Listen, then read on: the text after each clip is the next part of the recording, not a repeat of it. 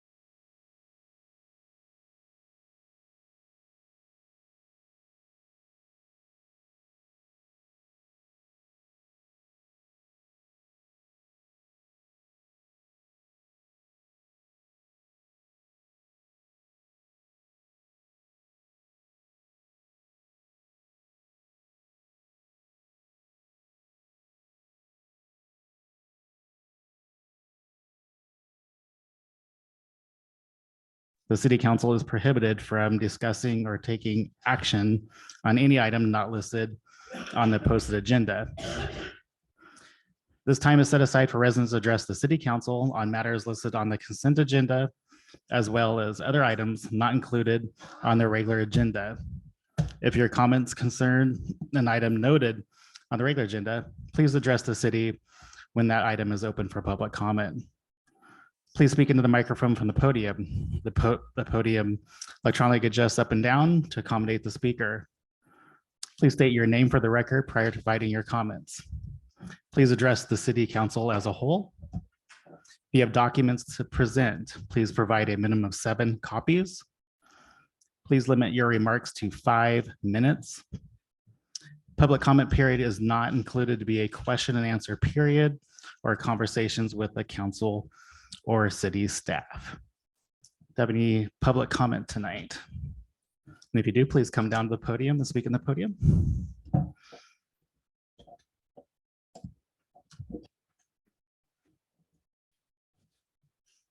No. You want to help Mr. Leber adjust that? No, no need to adjust it.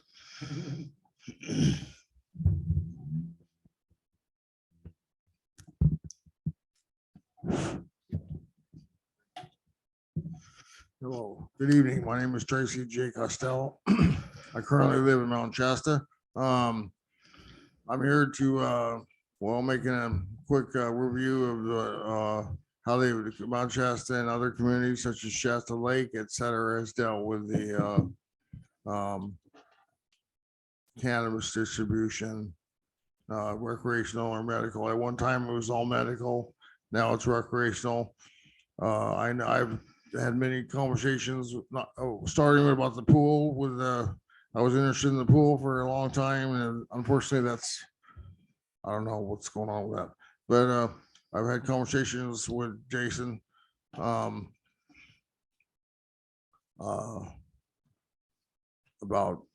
how the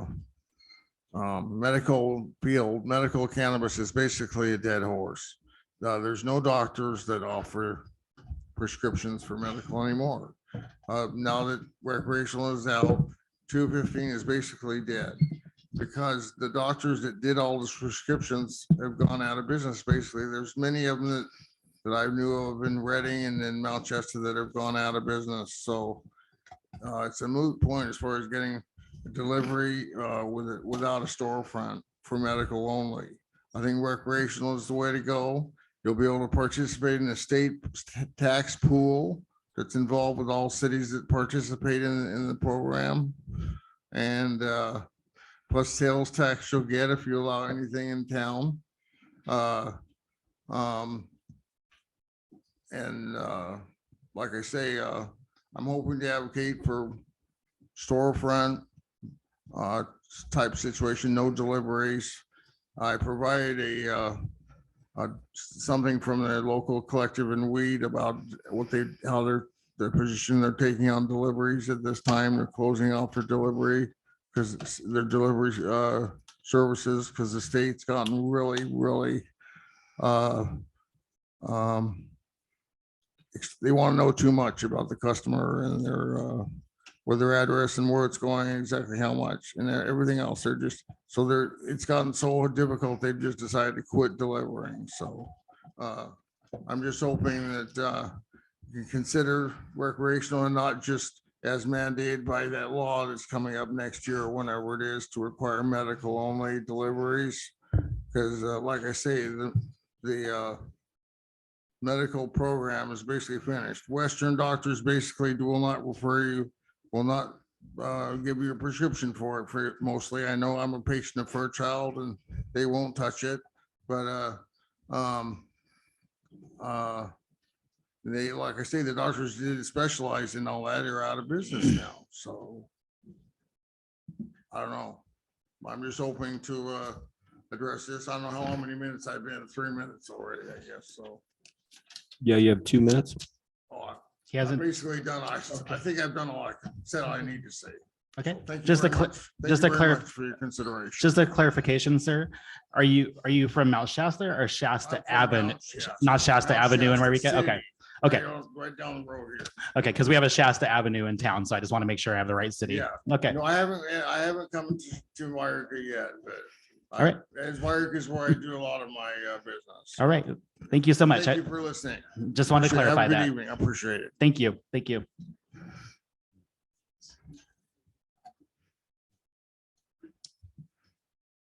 Any other public comment? Great. All right. Hi. Good evening. Elizabeth Tabor. Hi, nice to see you all. Josh, I did make 7 copies of this. File it in the black can or read it at will. So I've been coming here and talking to the council for approximately, 6+ years now.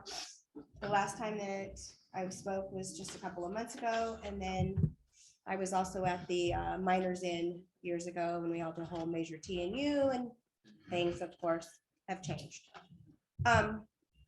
I had worked with Juliana in the past in Mount Shasta, but right now, not sure, maybe Josh or Juliana are aware that You mean Jason? the Department of Cannabis Control has a local jurisdiction and grant program that's happening right now.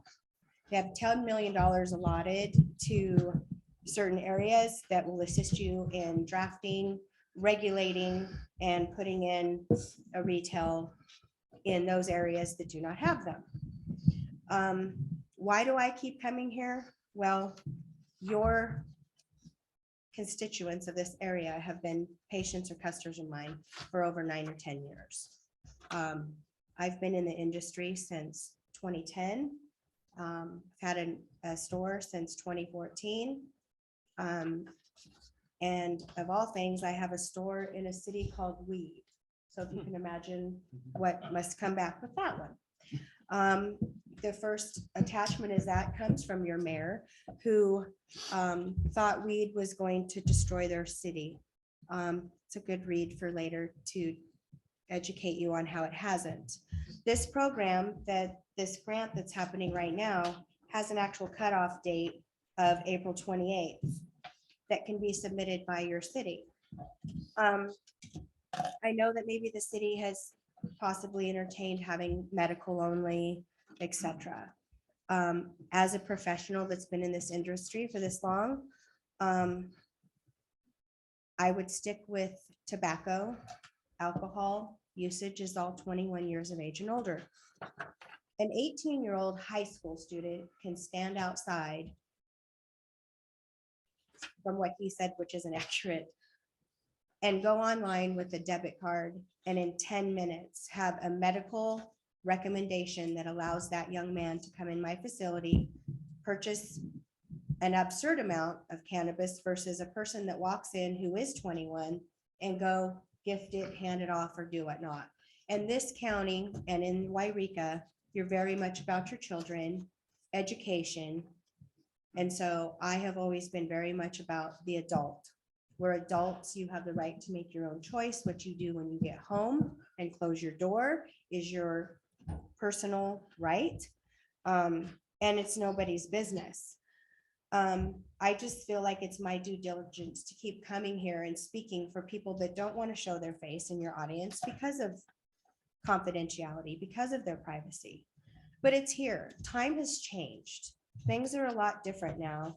And as you can see from the city of Mount Shasta, they just received a very significant amount of money from the DCC, $800,000 plus for allowing that in their town. When this initiative was written and voted in by the people, it stipulates 20% of this money goes to fire, 20% of this money goes to law enforcement. A percentage of this money goes to areas that have been destroyed if the county were to change their mind, as well as education for children, let alone the tax revenue and the fact that we provide legitimate education jobs. My highest paid employee who does all of our reporting and has to deal with the state is almost $26 an hour.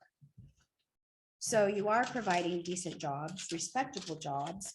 None of our facilities look like some kind of pot shop, head shop, lava lamps, etc., that you would imagine. And by reading the documents that I handed over come from the chief of police, the city manager, the mayor. And I propose maybe if you can speak outside of a meeting and maybe even come up with a temporary conditional use permit and give someone such as myself a chance for 12 months to prove to you that this is not a disruption to your city. Alcoholism is far more on the uprise of what can transpire in a household and out in public than anyone who chooses to use cannabis. So I'm here again asking that if you would please reconsider, have your staff look into this grant, see what could possibly happen here, and keep in touch and contact me so I could maybe help the city. All right, thank you, Ms. Tabar. Thank you.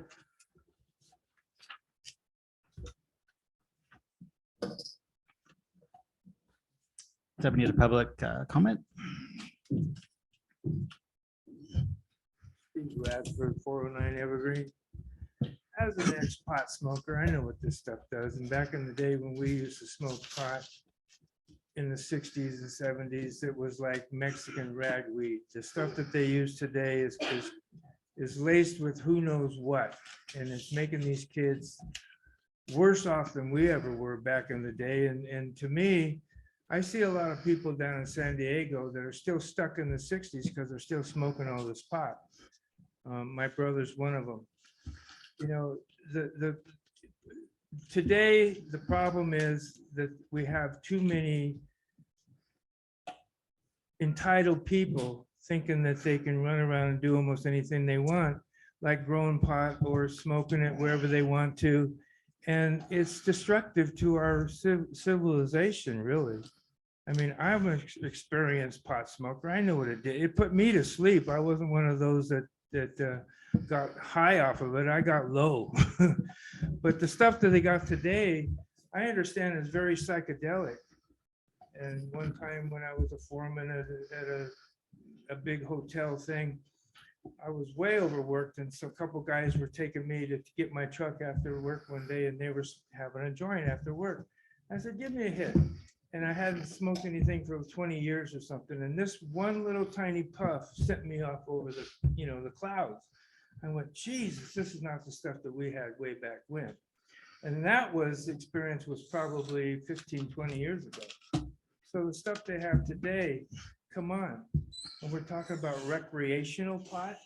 I mean, medical is one thing. I don't know much about that. I'm not had to use for any of it, but I just really want to recommend that you take a serious look at any of these initiatives coming down, especially from the state. This state is a communist state. It is paid for by China.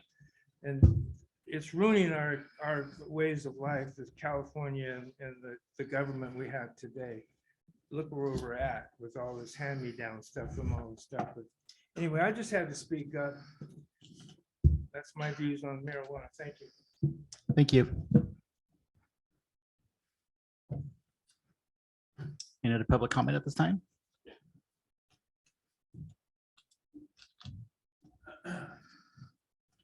Glenn White, longtime Yreka resident. Greenway Park, Greenhorn Park and Greenway update. Greenhorn Park trails are open and dry and being used. Most of the danger trees have been removed. Good job on that, by the way. There is one additional danger tree that probably needs to be removed on the big ditch just to the west of the water tank. It's overhanging onto the trail, but besides that, all trails are open and being used. The park is free of trash dumps and illegal campsites. It's never looked better. I want to commend the city council for giving direction to the staff to get that all cleaned up. It looks very nice. There is still vandalism going on at the blacksmith shop. It hasn't been repaired yet, but hopefully that's on the docket for the summer because that area does get used significantly by day walkers around the lake. I was there on Saturday doing a trail survey. There were several hundred citizens utilizing the park for birthday parties, hiking, biking, frisbee golf. Oh, I'm sorry. It's not called frisbee golf. Park being used, playgrounds being used, fishing. It looked very nice. That's the way our parks should look. That's the way they should be utilized by the taxpayers of our city. Greenway has had a lot of activity over the last couple of weeks. Again, I want to commend the city council for giving some direction and starting to get that thing cleaned up. Legal campsites have been removed by the Greenway welcome area. The trash dumps, shopping carts, vandalism still needs to be addressed.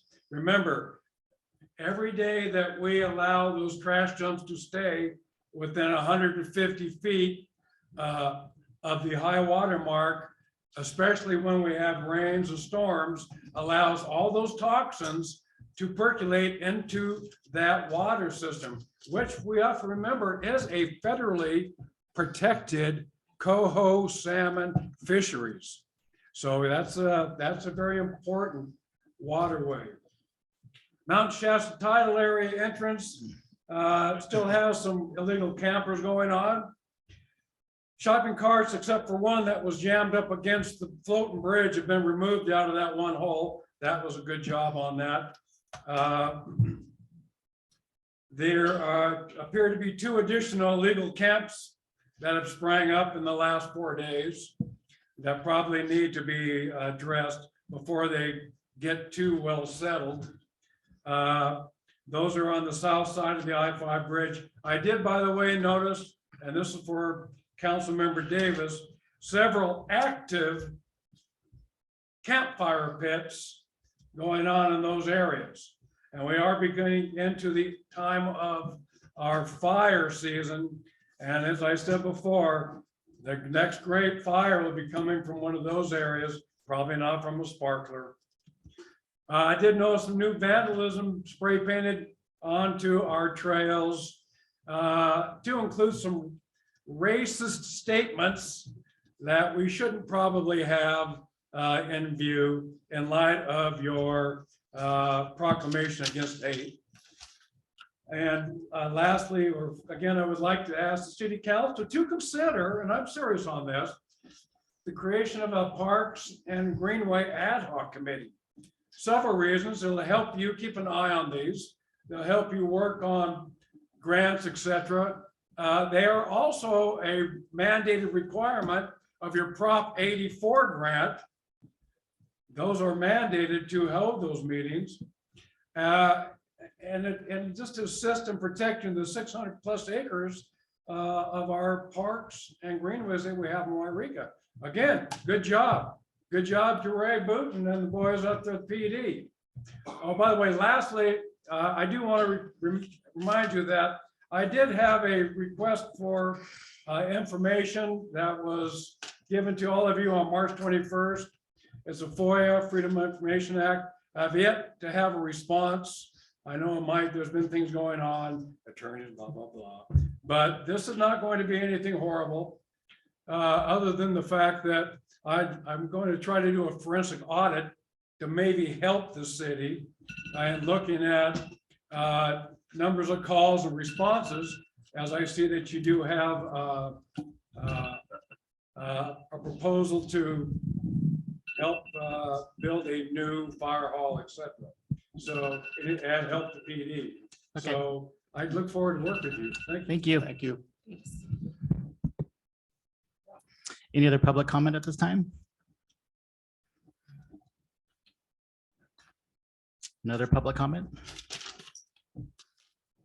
Okay, we'll go on to item number 5, consent agenda. All matters listed under consent agenda are considered routine and non-controversial and will be enacted. Mr. Mayor, I'm sorry. Did you want to do follow-up on anything? Oh, I'm sorry, did I? Oh, I'm sorry. Public, number 4, I'm sorry, public comment follow-up. This time for city council or city manager to respond to public comments, may direct staff to prepare a report or place an item on a future agenda. Does any council member have any follow-up at this time or questions or direction to our city manager? No? Okay. I'll go to item number 5, consent agenda. All items listed under the consent agenda are considered routine and non-controversial and will be enacted by one motion unless any member of the council wishes to remove an item for discussion. A, approval ratification of payments issued from March 27th, 2023 through April 9th, 2023. B, approval of minutes of the regular agenda held April 4th, 2023. C, acceptance of the city of Yreka's audited financial statements for fiscal year 2021 and 2022. D, cash balances, budget, and actual and fiscal performance reports for March 2023. E, adopt resolution 2023-19 to include uniform allowance for public safety classifications of unrepresented employees. F, continuation urgency ordinance number 864 fireworks. G, waive full text reading of all ordinances on agenda. Ordinances shall be introduced and adopted by title only. The recommended city council action, the motion to adopt the consent agenda of the city council of the city of Yreka as presented. What are the wishes of the council? Any comments or questions? I'll make a motion, so moved. I have a motion from Councilman Kaeg. Do I have a second? I'll second the motion. And I have a second from Councilman Baker. I will do roll call. Councilman Kaeg, Aye. Councilman Davis, Aye. Councilman Baker, Aye. Pro Tem McCoy. Aye. And I will be aye. Motion passes 5-0. 6, old business, city manager. This is agenda title, legal service agreement for special counsel retainer services for city attorney Don Henyon. City Attorney Don Henyon is retiring as city's legal counsel at the end of April 2023 after 11 years of distinguished service. The proposed contract facilitates the transition to new legal counsel after April 30th, 2023. Good evening, Mr. Ledbetter. Yeah, thank you, Mr. Mayor, Yreka City Council. This is Jason Ledbetter, the city manager for the city of Yreka. And as you are obviously very well aware, our city attorney, Mr. Don Henyon, has submitted his retirement letter, and his tenure with the city will be coming to a close on 4/26 of this year. Although we have set up meetings for the handoff of information between Mr. Henyon and the different attorney firms we have entered into contract with, we still may need the ability for our new firms to engage Mr. Henyon after his tenure has Excuse me, hold on one expired. second, Mr. Ledbetter. Can we not have conversations in the audience, please? Excuse me. Thank you. No conversations. I cannot hear. Thank you. Okay. yeah, Thank you, Mr. Ledbetter. uh, Continue. Thank you, Mr. Mayor. So I'm just going to start over here. Okay, from thank the you so much. beginning Sorry here. about that. Yeah, so as we're all aware here, the city attorney, Mr. Don Henyon, has submitted his retirement letter. And his tenure with the city will be coming to a close on 4/26 of this year. Although we have set up meetings for the handoff of information between Mr. Henyon and the different attorney firms we have entered into contract with, we still may need the ability for our new firms to engage Mr. Henyon after his tenure has expired near the end of this month. And this agreement secures that ability. So the recommended action tonight is a motion to authorize the city manager and staff to execute a legal services agreement with Mr. Don Henyon for special counsel retainer services. Thank you very much. And Mr. Henyon is on the line. Thank you, Mr. Ledbetter. Do you have any questions or public comment at this time regarding item number 6 on your agenda? No? Okay. I will close public comment and I will go to city council for any questions or comments. Did any council member have any questions or comments at this time regarding number 6? Councilman Baker. Thank you so much, Mayor Middleton. Mr. Ledbetter, I may have missed it, but is there a termination date on this contract?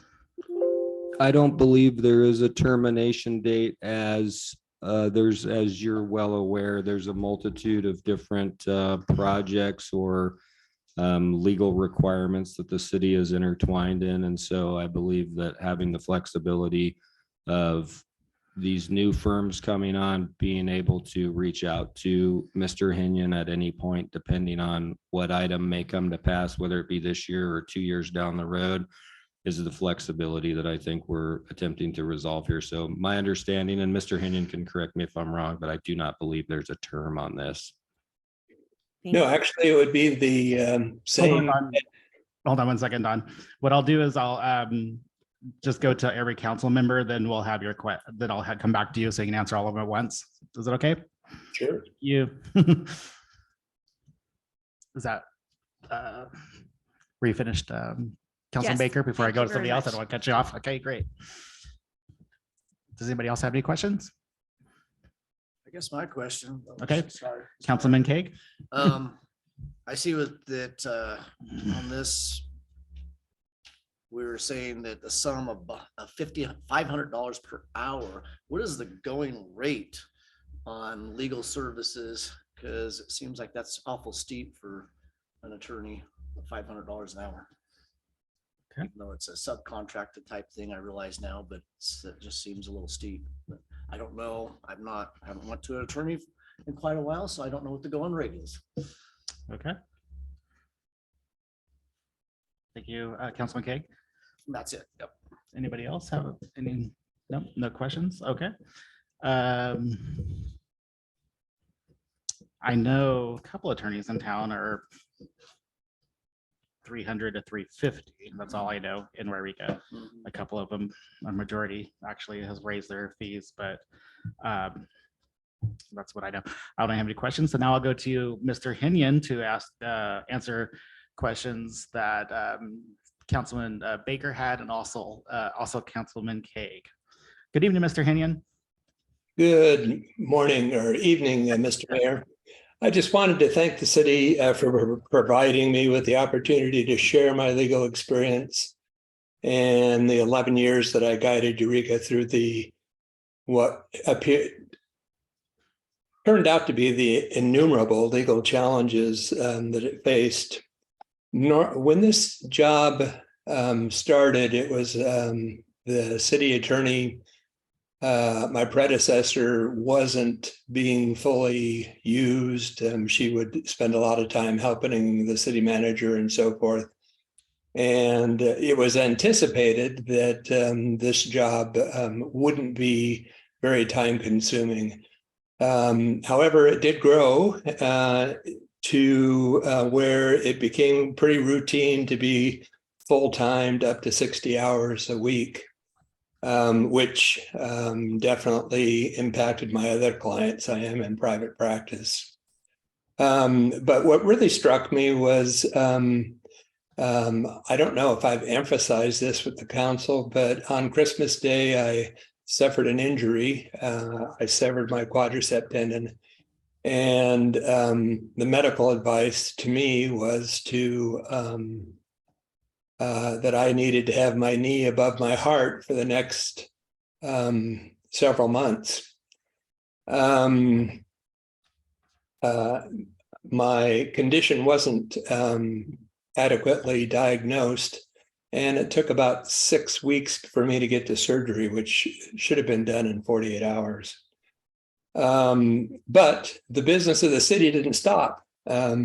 So instead of being able to lie in bed and convalesce, I kept plowing away at the city's legal work. I'm closing on turning 70 years old, and the 60-hour weeks is not really an ideal way to wind down a career. The city has engaged 3 good-sized firms to take over, and it will no longer need to engage others to complete the work that I've set in motion. I know the city will receive great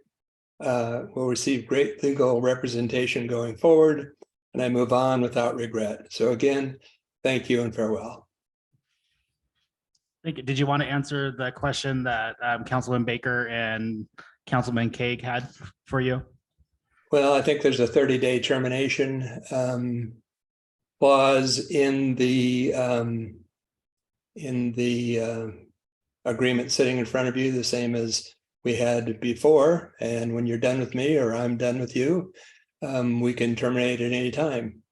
My going rate is between $450 and $500 an hour. I don't expect they're going to be using me much. And that's the rate I am willing to enter this agreement with. Thank you, Mr. Henyon.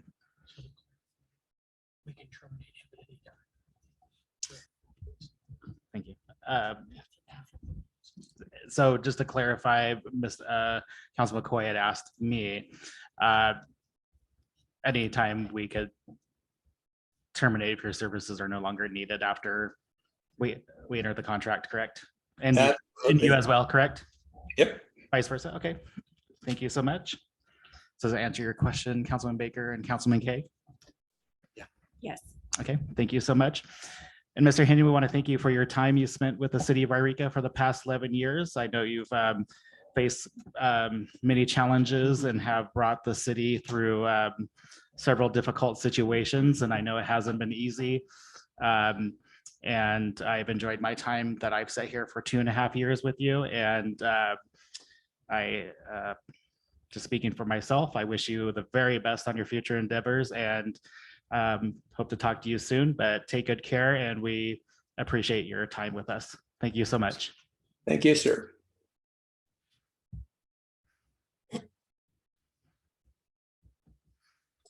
Okay, so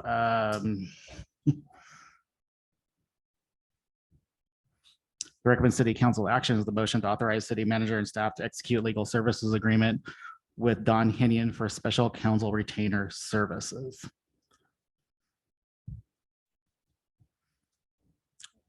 What are the wishes of the council?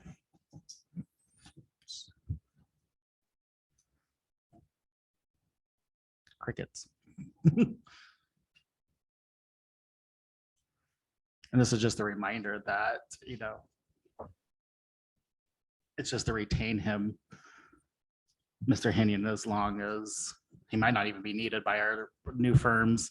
And so we might not use him, we might use him. It's just in case he does have to provide pertinent information that our new firms might have questions for him. And it probably might be needed, might not. So with that said, what are the wishes of the council? Yes, Councilman Davis. Do you have a question? Yes, I closed, this was back to motion. So this is back to motion. So I'm at the motion at this time. Yeah. If Drake, I'm okay if Drake wants to have a question, so. Is the rest of the council okay I'm fine. to go back? I'm Okay. fine with it.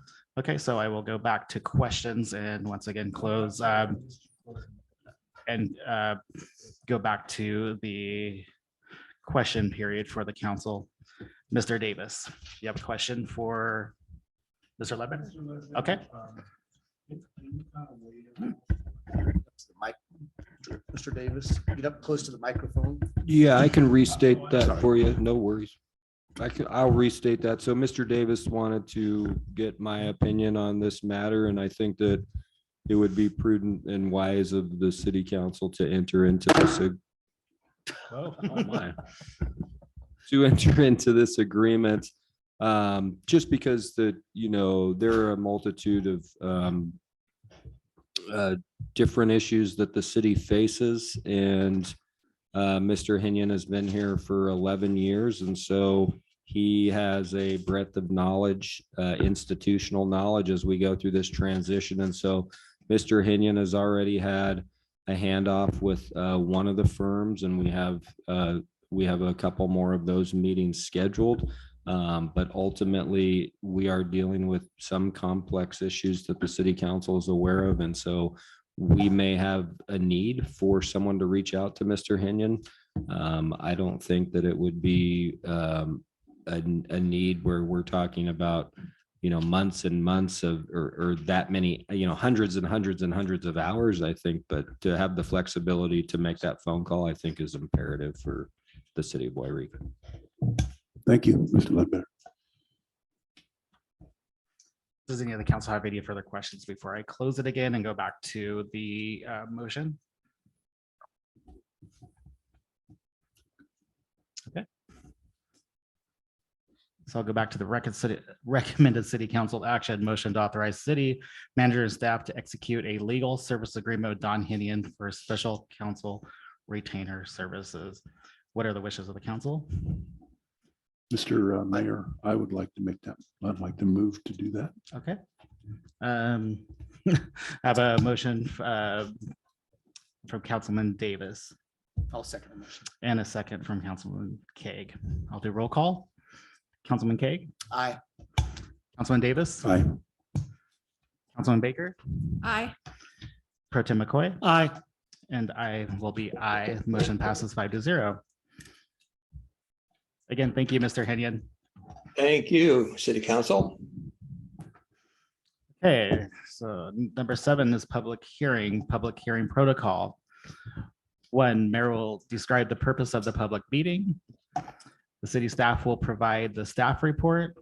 City staff will respond to questions from city council. Mayor will open the public hearing.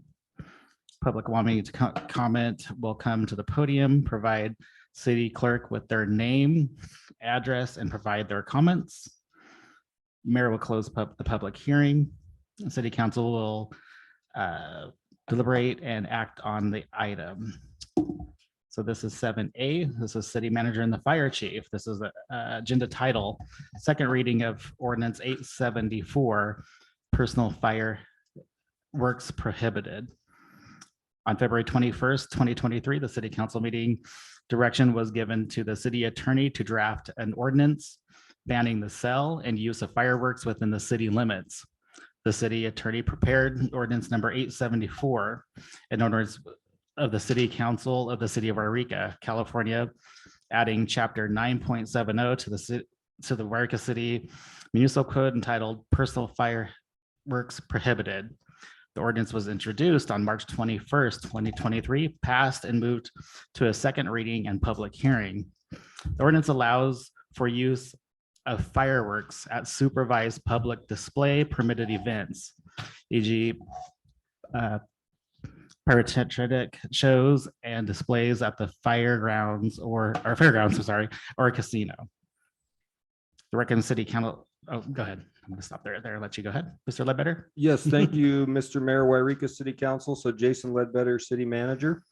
And you've pretty well summarized this, Mr. Mayor. So ultimately, over the last 2 seasons, I believe there was an urgency ordinance that's in place and that was adopted again tonight on consent based off of fire danger, which led the city council to direct staff to codify or attempt to codify an ordinance to update our Muni code, essentially outline safe and sane fireworks inevitably in the city of Yreka.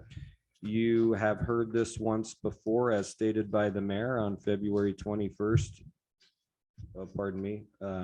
You've heard this in the last meeting, I believe, March 21st. So this would be the second reading. This would be adoption of the ordinance. And what is tied to this ordinance is a resolution that would follow the ordinance. So if you do choose to adopt this ordinance, there's a resolution tied to the ordinance with fees that would be assessed if someone were found in violation of this ordinance. We are aware that more than likely there are some folks that would like to give public comment tonight. We have the fire chief available to answer questions if the city council has questions, but this is a pretty self-explanatory item. And that's all I have. Thank you, Mr. Ledbetter.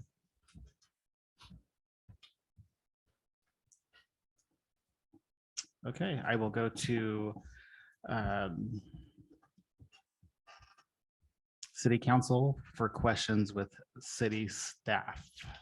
Do I have questions for council members to city staff regarding the fireworks ordinance?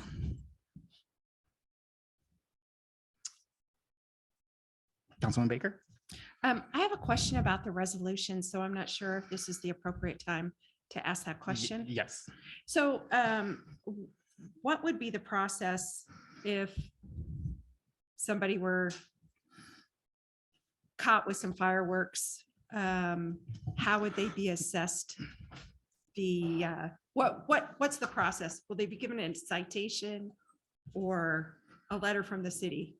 Yeah, this is administrative law, so it would follow exactly what you're saying, kind of the code enforcement realm of administrative law, where there would be a citation or a notice of violation with an attached, essentially a fine would be levied upon these individuals, as well as the time taken by whether that be the fire chief or fire staff or the police department or vehicles, any associated fees with time and vehicles related to the incident would then also be applied to that fee of non-compliance to the person that essentially broke our administrative Muni code. Thank you. Any further questions, Councilman Baker? No, thank you. All right. Any other questions, council members for staff? Councilman Davis? Of Chief Lemus. Come on down, chief. Good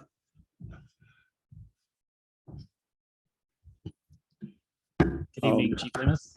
I'm sorry to put you in the hot seat here, but you're the man to handle it. How many fires have we had in the last few years from fireworks? The last few years, Let's say, how long have you been fire chief? since 2016, How many have you had since 2016 then? maybe 4 to 5, half a dozen at tops. And what was the extent of these fires? They were all relatively small. I think there were a couple that were probably from what best we could ascertain, they were from the illegal fireworks, and there was a few that were from safe and sane that were, mishandled, but not a lot of fires.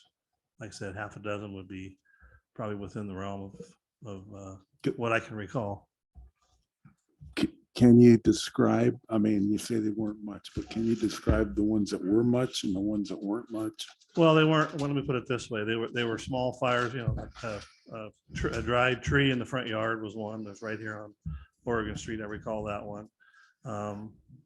That was, I would say that was a small fire. Another slightly larger fire was on the intersection there at Moonlit Oaks and Interstate 5 near the off ramp. And a couple others were small fires in the Campbell tracks.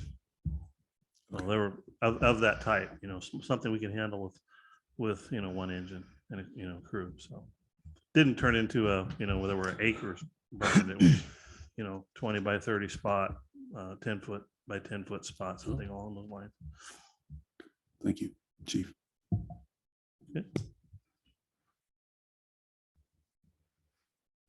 Is all the questions? Mr. Davis or any other council members? Okay. Thank you, Chief Lemus. Okay, with that, I will go to open the public hearing. This is time for the public wanting to comment. Can come to the podium.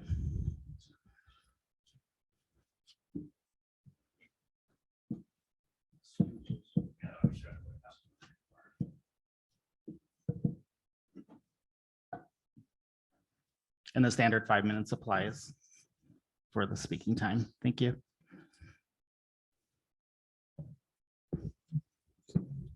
Good evening, Mayor and council members and City Manager of Yreka. My name is Brian Favreau, and I'm accompanied this evening with Richard Rosinski. We are both Elks here in Yreka. We both sit on the trustees committee, and we are responsible for all the nickels and dimes that you can possibly eke out of our area to keep our doors open. We're here to talk to you today about how important it has been over the years for us to have our Yreka Elks fire concession. It is the #1 concession for us to be able to be a nonprofit to keep our doors open. And we feel that some of the language that's coming out of the city council is quite subjective in terms of the reality of how dangerous these so-called fireworks are that we sell that are mandated by the state of California to only go 10 feet up off the ground and only 10 feet in circumference. And believe you me, every year, these fireworks get wetted down more and more and more. I can tell you that by way the people come to us and say, well, gee, I sure wish we could get some cherry bombs or some M40s or something, or bottle rockets. Well, that's just not happening anymore. So I'm trying to say that I do believe you've got more of a threat in this city by the homeless, the way there's a place up on next to the COS where there's a guy with a I guess you might call it a lean-to canvas thing with a stovepipe sticking out the top. And if I was a fire chief, I'd be on that big time. And I'm not telling anyone how to do their job, sir, believe me, but that really does bother me up there. It honestly does. So there are 3 things that are going to happen if you go ahead and allow this ordinance to go through, in our opinion. And I'll turn the microphone over to Richard in a minute. The first thing is you're really going to penalize all the nonprofits in this town for not letting us at least try to get an honest nickel.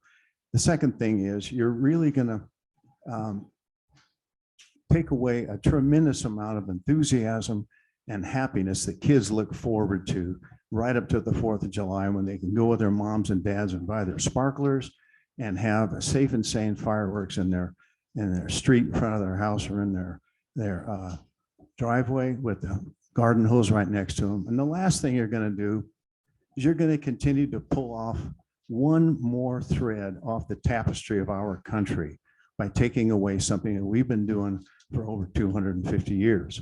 It's called the fireworks on the 4th of July. And it's part of our ethos. It's part of our structure in this country. So I don't want to see those 3 things go away. Even if we can survive another year without doing the fireworks booth, I really don't want to see those 3 things I just mentioned go away. Thank you. Richard? Thank you. Usually on this side over here. Mr. Rosinski, if you don't mind, real Okay. quick, I just wanted to ask the mayor, these 2 gentlemen came up together, but I feel like I should restart the clock if that pleases the Yes, please. council. Okay. So, Yes. Mr. Rolzinski, you have 5 minutes. Yes, thank you. For curiosity, how many of you have either bought or sold or had anything to do with fireworks in the last 5, 6 years?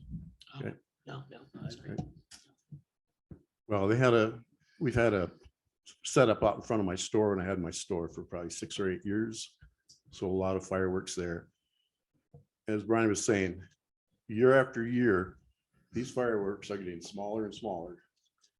And I used to say 5, 6, 7 years ago, I worked in one for a while and I thought, my God, this is nothing like when we had cherry bombs and stuff back when I was a kid. We took 3 of them together and blew up a wash tub that went this high off the ground. So I mean, there's nothing like that anymore. And what I see happening is you're not going to allow fireworks, and supposedly you're going to have it patrolled, which I think is going to be very hard to do, because some of the people I've talked to said, we're going to do them in our backyard. And a lot of the fireworks, like you said, the majority of them don't go over about 6 to 8 feet in the air. And a lot of them, you light them and they go around a circle and they go by that high.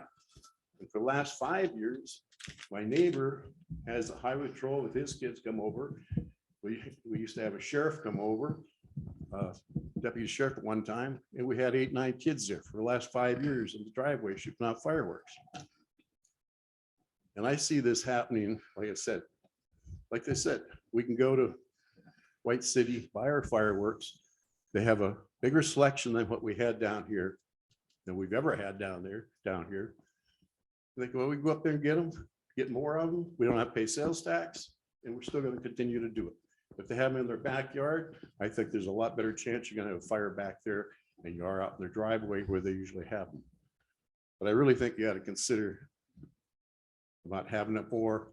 And then what you could do is every February or the end of February, look at it again. I mean, if there's a major problem, bring it up again the end of the February next year, or each year even do it that way. Okay. Anyway, I know most of your older guys, but and you're not out buying fireworks, but if you bought them in the last 4 or 5 years, you saw how small they are. I mean, I literally could not believe some of them that people paid $80 to $100 for a package this big, and you saw them go this high, and the biggest one out of the pack went that high. The little kids were having a ball, and I thought, God, too bad you weren't around 25, 30 years ago, because it was a lot better. Anyway, I think you should look at that and really consider it. Thank you very much. Thank you, Richard. Thank you, Brian. Thank you very much for listening. We really appreciate it. And I'm really hoping that you can see your way to allow us to go ahead and have our fireworks booth sales. And I'm speaking for all of the nonprofits in town. We're getting squeezed out of existence, you guys. It's just all there is to it. One thing leads to another. Thanks again.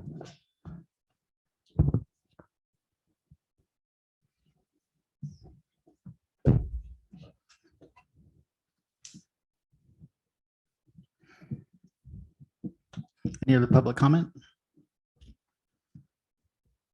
Just one quick comment. I read over those administrative penalties that you're putting in place for the fireworks. Are those administrative penalties in place for any other types of municipal code violations?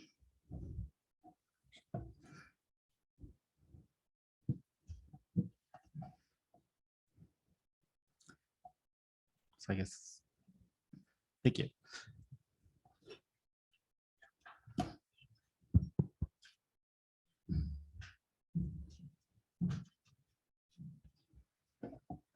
Don Riatri. I wanted to remind people that if anyone can buy fireworks, so can the homeless. And I don't know if you realize where, Yreka Creek leads to, but it's exactly like Alameda Fire. It would go right up that creek and take this town in 5 seconds flat. I don't care how small the fireworks are. If homeless get a hold of them, we're in trouble. And if anyone can buy fireworks here, homeless will. Trust me. Thank you. Thank you.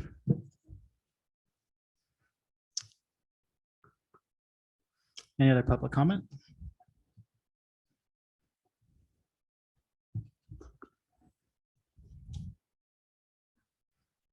Okay, I will close the public hearing at this time. So this is the time the city council will deliberate and act on the item. Oh, excuse me, actually, I will go back. Did you have an answer for Mr. White? I think he had more of a question. I don't. Yeah, this is pretty similar to code violations and ultimately levying the time of the code enforcement officer to engage, and in some instances, attorney time. It's a pretty similar, I guess, without a penalty on how fees are basically created for the permitting process. It's in relation to the hourly rate that the individual who engages your permit at City Hall. That generally is how we come up with the math on what we charge. And so this is similar, but yes, it is similar to how we do code enforcement. Thank you, Mr. Ledbetter. Okay, so the public hearing is closed, and I will go to city council to deliberate on the act on the item before us. Do we have any other questions, Mr. Mayor? By any chance? Questions or comments? Yeah. If that's possible. Yep. You want to go? You want to go? Yes. Okay, Councilman Kate. Thank you. Thank you. In conjunction to this ordinance, is this something that, since it was brought up, can we bring it back up, say in February? And I know this is the whole reason why we kept this ordinance or this emergency ordinance going as is, because so we could bring it back up. Is this something that we could bring back up legally? If this ordinance is adopted, could we bring it back before, like say in January, February, and say, hey, we're looking good this year. Can we make an exception to this ordinance? Is that a legal possibility? I think I'm going to let Mr. Henyon weigh in on this, but ultimately an ordinance requires at minimum that you introduce it. And then at the following meeting, you have a hearing and there's public noticing requirements. And so ultimately it is difficult because you are codifying, you're creating a law, but certainly in my opinion, anything is possible, but I think we're better off hearing from our city attorney. Thank you. Normally, an ordinance can only be waived by another ordinance. So if you wanted to actually retain the ability to waive the applicability of the ordinance from time to time, then you should modify it to put a sentence in there saying that you can by resolution suspend the ordinance for a certain period of time. And Mr. Mayor, I did want to mention one thing to you. Perhaps I was absorbed otherwise, but did you open a public hearing and close a public hearing? I did, Mr. Henyon. Okay, good. Thank you. Welcome. And Oh. if you don't mind, Mr. Keg, if I can just kind of follow up as well, is that you have that flexibility now because you have an urgency ordinance, and this certainly makes it more difficult, but it sounds like there's a pathway with from Mr. Henyon's remarks. Okay, that's what I wanted to hear, to see if there was any pathway to change that with a resolution, it sounds like though. Yeah, and ultimately it does also sound like that any changes here today that's not adoption, because you're altering what you did on your first hearing of this. So Correct. Right. It would have to come back as a first introduction and then have a second reading again. So you're in for 2 more meetings. Thank you, Mr. Henyon. And secondly, as far as I Okay, know, he has a this. second question. What's up, Mr. sorry? Kate, another question? Oh, I guess more of a comment. I'm sorry, Okay. Mr. Mayor, that as far as I know, this year, we're pretty much null and void to be able to do fundraisers this year anyways, because it's too late to purchase. At least that's what we've been told, that too late to purchase the fireworks and stuff to get them ordered for that. So I know I can't have you guys come back up, but a simple nod or a simple no would be fine. But That's what we've been told, so. So I'm not sure on that, but Yeah. anyways, that was my other comment on that, Mr. Mayor. Thank you, Mr. K. Excuse me. Okay. I didn't hear what you said. Hold on. I need you I'm sorry. to. He did- I can't- provoked you guys. he- I'm sorry. It's not too late to purchase. We can purchase. Okay. Okay. Okay, thank you. I'm sorry, Mr. Mayor. Okay, thank you. Okay, any other questions or comments? Pro Tem McCoy. This is Councilman McCoy. The subject of an urgency order came up. I think this will be the third summer. That it came up 2.5 summers ago. It was something that the 5 council members at the time were in lockstep because we didn't want to have a fire. There are lots of reasons why. We got to compare apples and apples. We can't compare oranges and oranges. No, if our town burns down because of fireworks, it isn't like Paradise burning down. It's a whole different thing. Paradise didn't burn because of fireworks. It just burned and they lost it. Other towns have burned. The Alameda fire wasn't from fireworks, but it burned and they lost it. And people lost lives. And you know, I think every one of us knows somebody in the Alameda fire. So it's no pun intended. It was a very hot subject. It was debated and debated and debated on this floor. And finally, around probably June like 15th to 25th, this council decided that it wasn't a good idea to have fireworks because of the drought conditions. Now, that's a little late. Again, I'm gonna, for full disclosure, I sold nonprofit fireworks for probably 15 years with the American Legion Drum and Bugle Corps. For us, most of the people that I was in are, I'm the old timer now. There's very few around, but it wasn't a huge fundraiser for us, just like our other fundraiser at the fair wasn't a huge fundraiser. We talked about we could each give in the Drum Bugle Corps, and there were only about 30 of us give, or 40 of us, we could give 50 or 60 bucks each and make what we made from fireworks at that time. Granted, it's been 15 years. I love fireworks. I think they're great. Captain John Smith is rumored to be the first person on North American soil that shot fireworks off in 1609. From 1609 to 1776, fireworks kind of lay dormant. It wasn't a big thing. And then in 1776, with the advent of the Declaration of Independence, as we fought for independence, fireworks became big at that time, or that people began to shoot them off again, or I don't want to say government, the organizations shot them off. It's a great way to celebrate. We're in the middle of a long-term drought, and we still are in a drought. And, you know, we hope that, you know, I mean, we're 11 feet from the top at Shasta. I think Oroville's up. You know, you've got Lake Tulare, who hasn't filled for since 1987. It's already engulfed 15, 20 houses and 20,000 acres of farmland. And we've got other lakes that are going to be rising, but they're not. I mean, you know, you got lake like Whiskeytown that is as low as it was before for whatever reason. The dilemma is we're still in a drought, and we're going to need we're doing well with Lake Shasta, but we're going to need 3 or 4 more years in the Western United States, including California, of weather that's 100% or more to get out of the drought. Now, that being said, my concern is the same as it was when this came up 2.5 years ago, is that we just don't want, I don't think the council wants to be perceived, I certainly don't, if something were to happen. Now, granted, there's, you know, you've only had maybe half a dozen fires.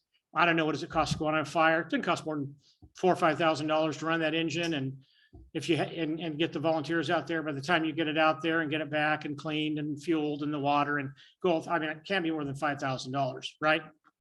So it's not like it's a major lower. Okay. So it's not like it's a major cost. I mean, you know, we could build that into another taxation or something to raise money for that. It's just another, it's another unintended expense. Mr. Rosinski makes a good point. People are going to shoot them off in the backyard. They do right now. People do all kinds of stuff right now. Doesn't make it right. Where I live, no offense, Lieutenant Booten, but I had, not now, I had 2 other cops around me. They were the #1 offenders. Doesn't make it right. shooting off fireworks from Idaho. Doesn't make it right, but they were the number one offenders. They were the ones shooting them off, and they weren't shooting them off just on one night a week. They were going off a lot through the winter, and you can't do much unless the lieutenant or his force catch them doing it. Not much you can do. So, you know, unless you catch a speeder at 80, not much you can do. Oh, God, we should let people drive 80 and 100 miles an hour on the freeway because it's not a big deal. Just don't worry about catching them. So, and I appreciate what Mr. Favreau and Mr. Rolzinski very respectfully have said. And I know they make money off of it. I don't want to take away money for nonprofits. I don't want to take them away from for-profit stands. And we have had in the past, we don't currently, the last 4 years, we've had for-profit stands. And if you want to talk to me about it, I'll talk to you about it after the meeting, about who ran them. And they were very open about, I'm a for-profit. This is for me. This is for my family. I run this stand. Okay. And so I don't want to see nonprofits losing it. I don't want to see kids lose their joy. I don't want to see a family lose their home either. Or, and you say, well, you're just being a fear monger. Yeah. I mean, it's not like it was when we grew up. We don't ride in back of pickups anymore. We don't, we can't do all that fun stuff. I would agree with Miss Autry that fire damage and with somebody else, that fire damage from homeless, I think Mr. White said, is we probably need to worry more about that. Again, let's compare apples and apples. Fireworks are not homeless people. They're two different issues. They're two different issues in the courts. They're observed two different ways. So let's look at them differently, because we're not going to run up and go, we're gonna rip this stove out. We're gonna rip this out of your tent. We're hauling this away, because as soon as we do that, the cop that's done that is, this city is going to be paying out millions of dollars because of that. That's irresponsible behavior. So we are comparing apples and oranges there. Yeah, Miss Autry said that if a homeless got a hold of it, yeah, we don't want that to happen. We don't want them to be within 100 feet of our creek. But guess what? We can't go in there and clean up right now because the state won't allow us to. It's a catch-22. See, everything hinges on everything else. And I know you don't want to hear it, but I'm concerned. We bring it up in February. It's just too late. I know that when I worked with American Legion, we had to order it in February, beginning of March. So, well, we did. And it's too late to go around and tell. And when we did this 3 years ago, we had complaints. You should have told us earlier. You should have told us earlier. You should have told us earlier. And then this council has come in and with a strong majority, not like a 50-50 or 60-40, with a strong majority, decided that they were going to ask Mr. Henyon, our attorney, who is up there on the screen behind everybody or to the side, that they wanted him to draft an ordinance. Mr. Henyon has done what we as a council have asked him to do. In light of drought conditions, I don't want to kick the can down the road. When I got on this council, this council had been kicking the can. No offense. No. But the council in Yreka for 12, 16, 20 years had kicked the can. They kicked the can on the pool. They kicked the can on roads. They kicked the can on the fire hall. They kicked the can on the police department. Somebody sooner or later, we don't want to be overgoverned. I understand that. Mr. Favreau makes a great point. Somewhere along the line, we got to decide whether we err on the side of caution and safety, or we err on the side of joy, and my kids and grandkids, which I hope I'll get someday, can see fireworks. As a kid growing up in Southern California on the Mexican border, the only fireworks we had was what we smuggled across. And we went to the county had one fireworks show that was put on, and that's where we went, up to Calipatria, and we all went up there and took a picnic and watched fireworks. So, I'm ready to make a motion. If we're going to take this off tonight and send it back to our attorney, we are wasting another couple $1,000s, and we are wasting our time. We are spinning our wheels, and we are not showing any leadership, whether or not. We're not kissing babies, and we're not shaking hands here. And that's not why we're here. Thank you. I yield back. Thank you, Pro Tem McCoy. Okay. Okay, I guess it's my turn. I guess. I also. Oh, another. I'll go to Councilman Baker. Thank you so much, Mayor Middleton. So just as a walk down memory lane, I believe that I was the council member that actually made the motion to ask that this ordinance be drafted and that we also include some type of enforcement with it. And immediately after that meeting, I was overwhelmed with people telling me that they did not want fireworks permanently banned in Yreka. And that really surprised me. But I have to be reminded that, I represent the wishes of the people of Yreka, and the people that I've heard from, they don't want the fireworks banned permanently. And I really appreciated at the first, when this ordinance was introduced, that there was a modification that was put forward as an idea. And I really just felt like that could be a win-win. And so I like the idea of making a decision every year. And I don't want to start any rumors here, but I understand that didn't the governor end the drought in California, the state of the drought? He ended water restrictions. Oh, thank you. I appreciate that. So I really would like to see, ultimately, based on the feedback that I've received from lots of people, that we continue with the urgency ordinance and then take a look at it every January and go from there. So those are my comments. Thank you. Thank you, Councilman Baker. Question and comment, Councilman Davis? Thank you, Mr. Mayor. I appreciate the opportunity. I believe that the ordinances are all well and good when you have a drought year. We do not have that looking at us in the future here, it appears. We had snow at my house this morning and the winter's been quite wet. And I believe that fireworks are a good and proper way to celebrate our independence on the 4th of July. And it's also a good family event. And it's easy for us to sit here and take things away from the people that we represent. And I believe this is one of those things that we should not do. I think we should allow the folks in Yreka to be able to use the fireworks that, like Mr. Favreau's organization sells, Safe and Sane, and let them do it in their front yards right up front and have no, have no penalties involved. Thank you, Mr. Mayor. Thank you, Councilman Davis. Do you have a comment or question? You can ask that. Oh. I'm asking you.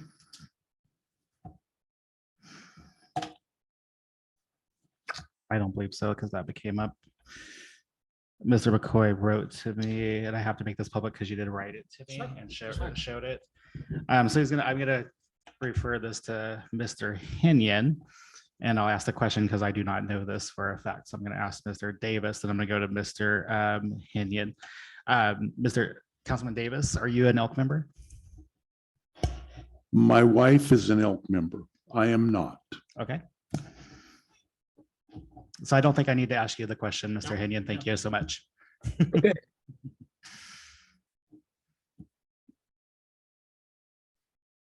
Does council have any other question or comment? If not, I'm gonna speak for a minute. You can always come back after I'm wave your hand at me. One thing I want to clarify something. I don't think it's easy for us to sit here and take things away from our citizens at all, Mr. Davis.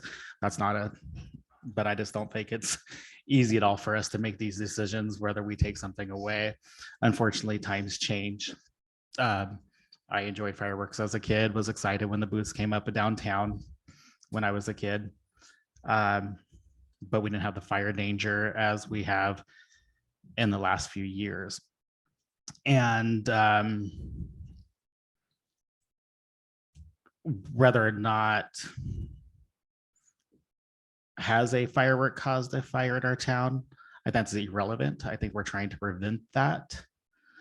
I have received from my constituents that they don't want fireworks in this town because of the noise and for the danger. So I received several from my constituents, several emails, calls, people I ran into the stores saying good for you guys.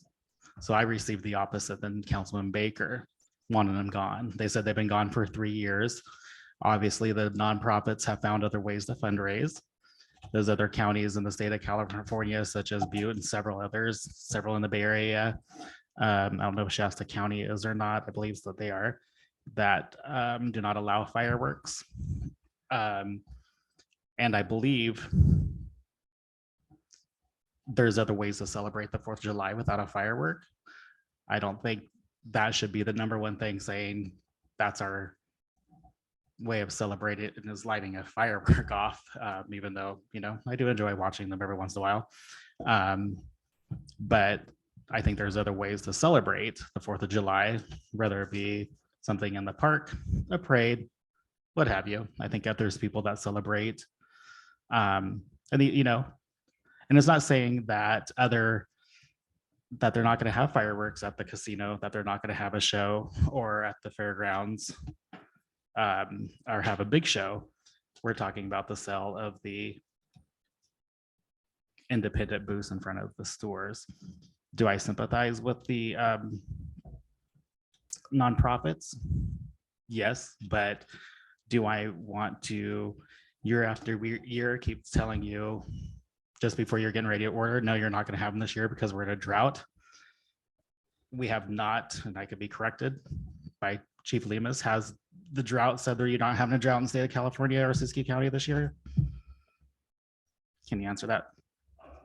Can you come down and answer a question for me? And maybe you don't know, I don't know, but I'm going to put you on the spot again. Okay, so my question would be to you, have you been informed that the county of Siskiyou or the state of California has been declared that there's no drought this year? No, in fact, I just spoke with one of the local OES reps, the fire chief from Montague, works for the state, said that no, they're still in what they call stage 2. So I don't know exactly what that means, but he said that that means that we're still not out of the drought. We're still in form of the drought. So okay, I can't put it in context for you. So that's what I'm trying to explain. But he says we're not out of the drought. So. Okay. And they're constantly talking about that now because that's what's going on with, you know, at the higher levels of state government. That's what they're talking about. So. Thank you, Chief Lemus. I appreciate that. So you heard it from the chief, even though it's been said that we've got wet weather and we probably won't have a drought. That hasn't been confirmed in the state of California or county of Siskiyou. So you know, where we got here is this ordinance, the urgency 864 has been on the consent agenda for about 3 years now. It is Councilman Davis that had brought up the item and asked for it, how we get rid of it on number 864. And he wanted it gone because he didn't want to see it every time of the meeting. Me reading that's number F, continuation of urgency ordinance number 864 fireworks. That's been every meeting for almost 3 years, or have been 3 years, 2.5 since I've been sitting here. And Mr. Davis asked how we pulled that. And then it was directed that the only reason we can get rid of that ordinance was to come up with a permanent solution, then it was directed to our, it went before the council, coming up with a firework ordinance banning the sale of them. And it was voted 4-1 in favor to direct our staff to prepare the ban. Or the ordinance, I should say, not allowing them. And then it transpired after hours with our attorney and money spent and staff time. A circulation came around and Mr. Davis proposed a sort of a change as we're discussing during different time periods or different month that we consider, just like we've been doing, you know, saying if we're going to have them or not, and keep number 864 on the consent agenda month after month, probably year after year. It's not, I probably won't come back. I can't say for sure. It's up to the council if it's going to stay or if we move forward tonight on the passage of the ordinance, but it's going to probably continue for quite some time. In my opinion, and this is just my opinion only, is what I hear from the rumor mill, and I have people that I know that work at the Capitol in the state in Sacramento, that there's already talks that the state of California is going to outlaw fireworks, that it's already going to come down in Sacramento, that they're not going to allow them anymore. About 4 people that I know when I live in Sacramento that work in Congress and at the Capitol, and there's discussion that they're going to get rid of fireworks completely. So that's just hearsay. But because of all the fires and a lot of the losses of houses and lives, you know, there's been lives, and I'm not saying they're from fireworks, but anything to prevent is what they're looking at, because our insurance crisis and then just loss of life and everything through the fires because of the drought. Anyways, that's my 2 cents. It's going to be up to the council what they decide. And I'm going to yield my time. And if anybody else wants to have one final thought before we go to the motion.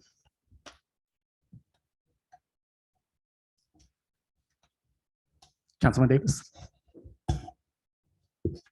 Well, I'm certainly glad I was so instrumental in getting this on the ballot. Maybe it'll will not pass. That would be really nice, so that we could use our fireworks and let the state fiddle around down in Sacramento and make a statewide decision as well as they know. I just want you to know, Mr. Mayor, that the proposal that I gave you 1 month ago was a kind of a stopgap. Maybe it would be a compromise thing so we could use them. My real feelings is that I don't want the ordinance whatsoever. And I think the people in Yreka are pretty much in a majority of the ones that I talk to anyway. And, you know, I see a different crowd than some of you see, you know, the guys that I go out, mechanics and, you know, they're truck drivers and gentlemen like that quite a bit, as well as some attorneys. Just speak loud in your microphone. You're not being. Oh, I thought I was pretty close to my mouth. I'm the one who Mayor, I'm the one who gets in trouble a lot for speaking soft. I'm not a quiet speaker, so I didn't want to get into it too deep. But I hope you do understand that I am for fireworks. And I think we have the proper facilities here in Yreka to take care of any accidental flames by Mr. Lemus and his company. And so therefore you know how I feel. All right. Thank you, Councilman Davis. Any further questions or comments? Okay. All right.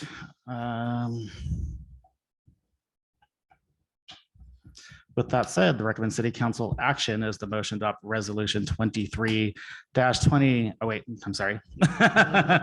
Hold up, I'm sorry. Sorry. Okay, with that said, the recommended city council action is we conducted the public hearing, consider to move to adopt ordinance 874, an ordinance of the city council of the city of Yreka, California, adding chapter 9.70 of the Yreka Municipal Code entitled Personal Fireworks Prohibited and finding the ordinance exempt from CEQA.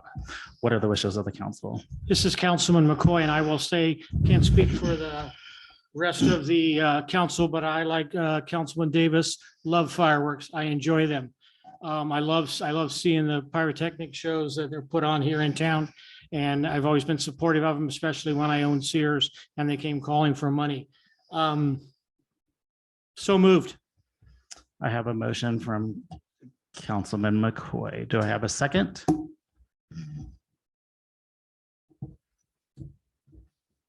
I have a second? I'll second the motion. Just to let people know that second it because we have had to cancel these last 2 years because of high fire risk danger.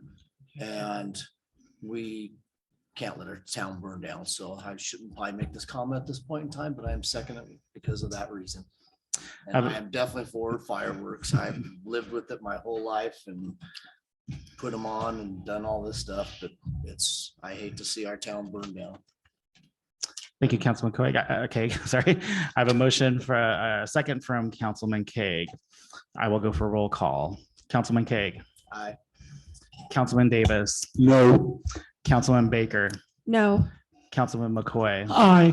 And I will vote aye. The motion passes 3-2 in favor. Item B, resolution 2320, liability for response cost fireworks. With ordinance 874 pursuant to chapter 9.70.050, liability for response cost, the city would recover the fully burdened cost of police, fire, code enforcement, and other personnel required to deal with the violation, the cost of seizure and disposal of the legal fireworks, and attorney fees for any and all notices, meetings, or administrative or court proceedings to enforce this ordinance. Mr. Ledbetter. Yes, thank you, Mr. Mayor, Yreka City Council. This is Jason Ledbetter, City Manager, City of Yreka. So in the ordinance number 874, an ordinance of the City Council of the City of Yreka, California, adding chapter 9.70 to the Yreka Municipal Code entitled Personal Fireworks Prohibited, 9.70.070 violation penalties, letter C states, notwithstanding anything to the contrary, the amounts for an administrative penalty for a violation of this ordinance shall be set by resolution from time to time adopted by the City Council. Pardon me. The following resolution before you is the referenced resolution in the ordinance for fireworks. The resolution is setting fees based off of primarily salary costs for city employees who would be involved in enforcing the ordinance. On page 200 of your agenda packet, you will find the table in the resolution that discusses hourly costs and rates for apparatus and vehicles. The apparatus rate is out of the Cal OES standard reimbursement rate with the state. And the vehicles rate is with the Caltrans chargeback rate. Hourly plus benefit, the hourly rate plus benefits ranges for each position listed of the responders to the incident. So it's the high and low range. So somewhere within that range is what would be assessed depending on if a YPD officer with a lot of tenure showed up, it would be on the high end. If someone was brand new, then it would be ultimately on the low end. And so the two work in coordination with each other. The resolution is much simpler to update and change. And that's why we have attempted on all of our ordinances moving forward to have fees assessed by resolution. That way, those could be updated as frequently as the City Council chooses, because ordinances are much more difficult and require noticing in 2 meetings. So thank you. Thank you, Mr. Ledbetter. I will go to for public comment. Do you have any public comment?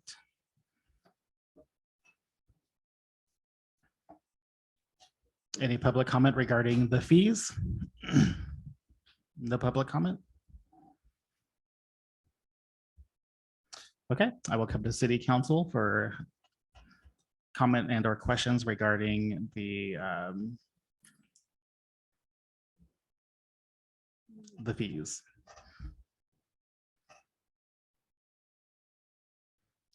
Anybody awake, council members? No. Okay. Oh, oh, I need to know how to word it. for- oh, okay, Is that okay? sure.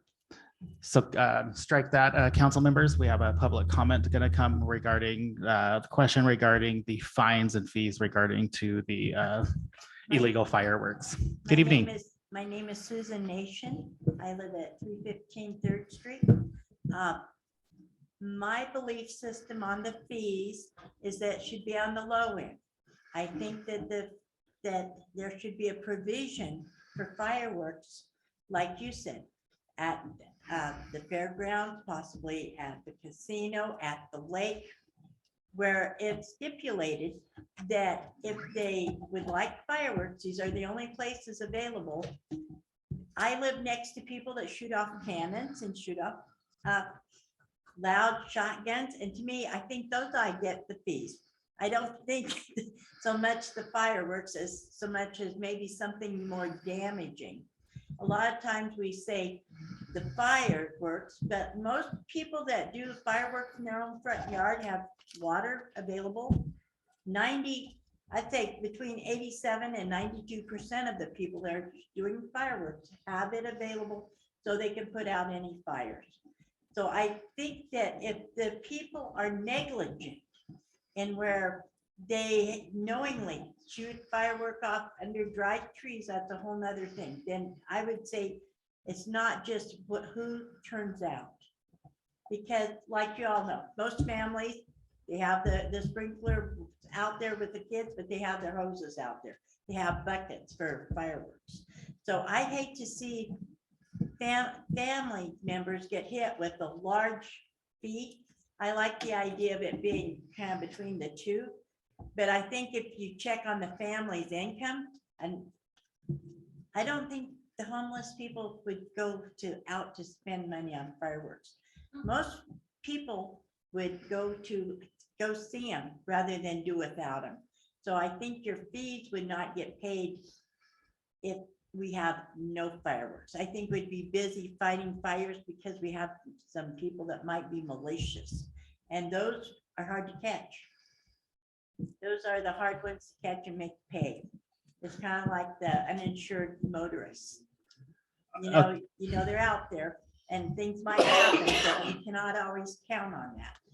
Right. And This would be, ma'am, this would be a fine for the people do, because we're moving forward for the fireworks to be illegal. So this would be a fine for people Right. lighting up. It doesn't matter if they have a hose or not, they're not going to be allowed. So this is the fines opposing. So they'll be issued, and I'm going to let Mr. Ledbetter speak to this as well, Right. but they'll be issued a ticket, just like if you're speeding, they're going to have to pay that. And I would like the name of those 4 people that you've heard that they're gonna make them illegal. I don't think they want me to Oh, tell you they their can't- names. okay. Well, 'cause I'm gonna vote against them. That's why I'm. Well, they're not, well, they're not people you vote for. They're not, they work for the people.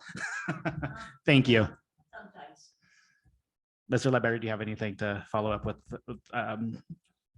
I think she was getting, I don't, something about lower the fines, but that's not what we want to do. I don't think we want them to be penalized for being illegal, but do you have anything to add to her comment? Yeah, the ordinance that was just passed in regards to the fireworks, it still allows the large fireworks shows to take place at the casino and possibly at the fairgrounds, as you're stating. Yeah, and then ultimately, what's happening is that this is becoming a municipal code or an administrative violation, administrative law. And so ultimately, we're just coming up, or the city council is coming up with an assessment on what a fee should be assessed if somebody's found in violation of this new ordinance. So ultimately. Yeah, so thank you. Any other public comment? All right, I'll close public comment and we'll come to our council members for public comment or questions for staff.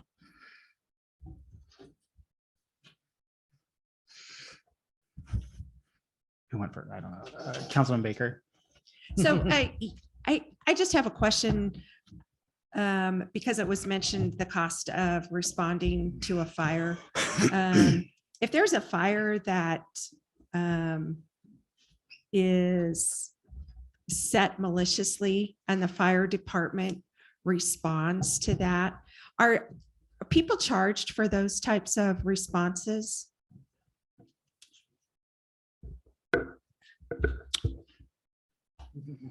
I think that we'll need Chief Lemos, but ultimately, my understanding is absolutely just from just common news of somebody had a birth announcement in essentially the desert of San Bernardino and started a fire, and I believe then was assessed some $1 million payback fine, but I'm not sure about here.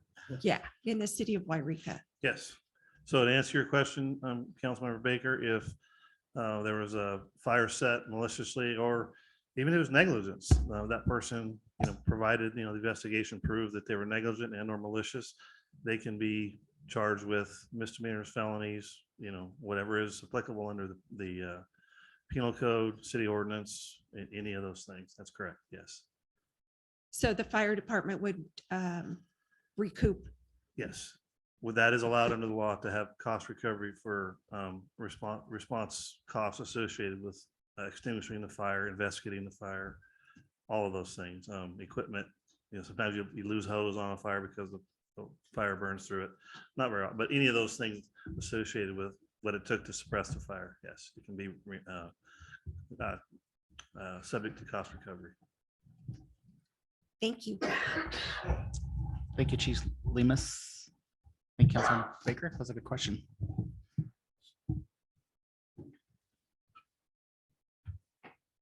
Any other questions or comments? Councilman McCoy? Yeah, I wasn't clear. There was a comment made about having less fines or the fines fee schedule for people who make less, who have less income. And I may be unclear on this as a federal protection, but it's my understanding that we don't necessarily have the right, or nor does law enforcement, to make the decision that I'm going to decrease this fine because this person only makes $20,000 a year, but this person makes $80,000. Was that what you were looking? Was that what you were asking about with the high and the low? I was asking about that, saying it how that you wouldn't get your money if they didn't have the money. I mean, that's kind of like the uninsured motorist. I mean, even though it was their fault maybe, and they might have did your car in, which we really wouldn't want to happen. It's hard to recoup the losses. Yeah. I think they they're, get a warrant, weren't they? For not I, paying th- attention. I believe in California, there are other ways that losses are recouped at people that don't have the money. We even have it for our dog licenses and things that you can do volunteer work and that sort of thing. So we make that, but we would be on a slippery slope as a city to want to inquire about somebody's income, to say, hey, do you make, if we're comparing two different, things. If they come to us and say, I don't have the money, and they were to fill out some stuff, then I'm sure the city would work with them. Yes. Thank you. Thank you, Councilman McCoy. Any other questions or comments from the council members before I close comment? Councilman Davis? Now, this To Mr. is, Ledbetter? I'm asking you. No, I said, is it to Mr. Ledbetter or to me regarding the fees? Well, I don't know. Okay, if it's I'll the ask fees, you first, it's and you the, can defer it. okay, the staff is for Mr. Ledbetter. Okay, then So Mr. Ledbetter. It's a staff. Yes, sir. If I lost my train of thought, I'm very sorry about that. It's actually Mr. Ledbetter or the fire The chief. question so. was, can the fees be deferred? No, he hasn't asked this question. He's looking at me. I was asking Councilman Dave if this question was for Mr. Ledbetter or it's for Oh, the chief. it has to do with the process here, Mr. Ledbetter. This addendum to 874, the ordinance we just passed, does that have to be read 2 or 3 times before we can pass it? No, that's a great question. So yeah, ultimately, a resolution is a one and done. And so that is essentially, if you just kind of remove this item, fireworks, and just imagine the most bland ordinance that you can imagine, and fees associated with it. What the city of Yreka staff is attempting to do is to untie the ordinances having specific costs involved in there, because our muni code has ordinances from the 60s. And so ultimately, rather than having to update those ordinances, which take 2 meetings and a number of public, noticing, is that to have a resolution that is referenced within the ordinance. That way, if the city council or if things get very expensive, and let's say in 10 years, the resolution fees don't really match what we pay staff, then ultimately it's much easier to bring that resolution updated back to have the city council vote. Much easier than bringing an entire ordinance back. Thank you, Mr. Ledbetter. I appreciate that.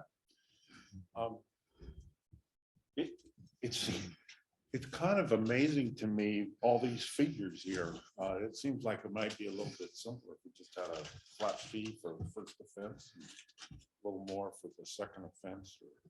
Or so on. I just kind of the way I see it. Thank you, Mr. Mayor. Thank you, Councilman Davis. Any other questions or comments by any other council members?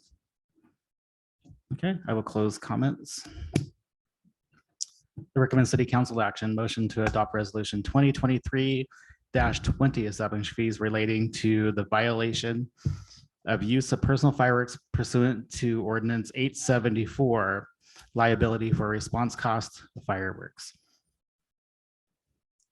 What are the wishes of the council?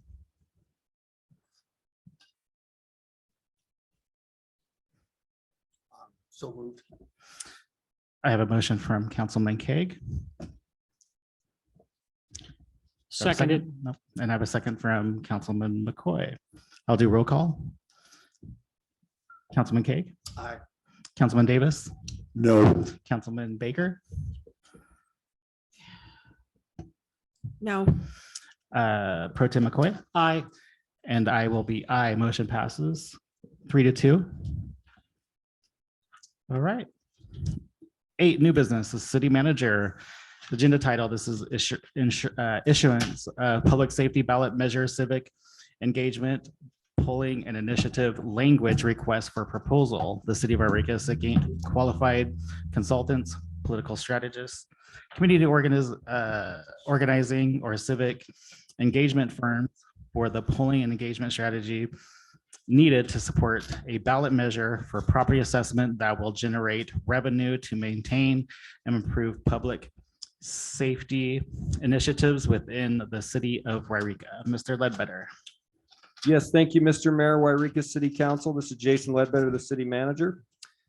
So as you are, I believe, all aware, we currently have an ad hoc committee for the fire department, and they are working on solutions for increased capacity demands with the volunteer department, as well as participating in the broad discussion concerning a new fire hall.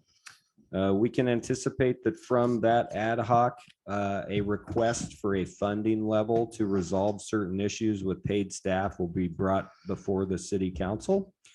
The request this evening is for the recommended action of a motion to adopt resolution 2023-21, authorizing the city manager to issue a request for proposal qualifications for public safety ballot measure civic engagement, polling, an initiative language designating proceeds from small cities organized risk entities, one-time dividend of $80,650 to the project, The $80,650 is part of a dividend from general liability and property insurance premiums with our insurance consortium known as SCORE, Small Cities Organized Risk Entities. So the City of Yreka Fire Department, as you are aware, is primarily volunteer based with a paid chief. And we do have obviously the chief here to answer questions regarding this, but the fire department, to my understanding, has been in the range of roughly 2,000 calls per year recently. And my understanding is that roughly 1,700 of those are medical calls, but police, Chief Lemos, correct? Is that correct? So roughly in that range.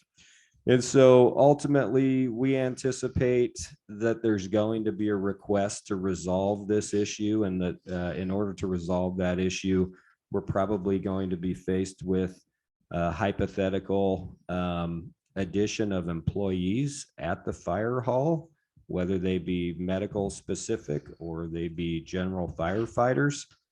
We anticipate through the ad hoc committee to come forward to city council with that request.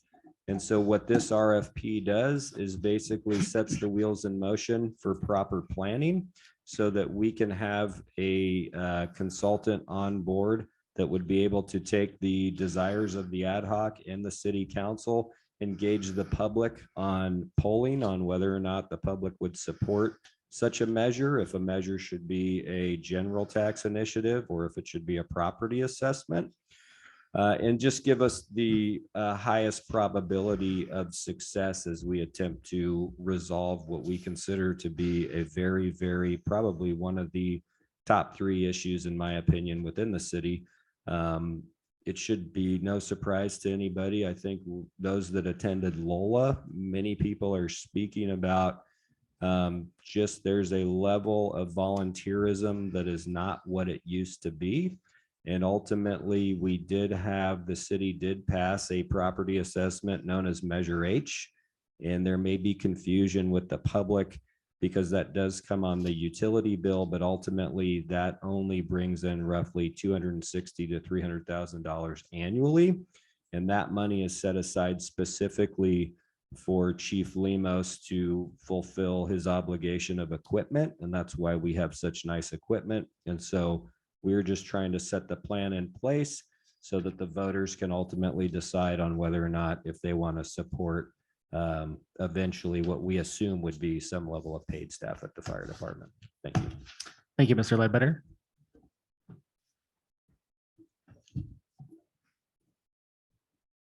I will open up to public comment at this time.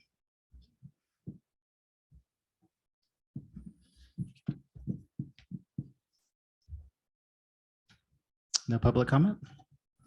I will close public comment and come to our council members. Any questions or comments from any council members at this time? Councilman Baker. Thank you, Mayor Middleton. As a member of the Finance Committee, we reviewed this proposal. I believe it was in February, maybe earlier anyway, and we agreed unanimously to bring it forward to the city council for consideration. And I really like that idea. I know that in my former life that a lot of local measures for different cities, my office received lots and lots of questions from residents of those cities. Oh, what's this all about? And so I think that the city is being really proactive in this approach. But I just have a couple of questions about process. I noticed that on page 213, that under the city of Yreka reserves the right to, I'm just curious about the approval or disapproval of the use of particular subcontractors.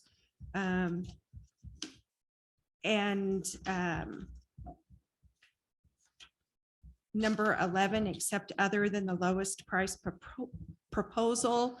And while I'm asking my questions, I just want to make sure that I understand the process This is going to go out. People will respond to it.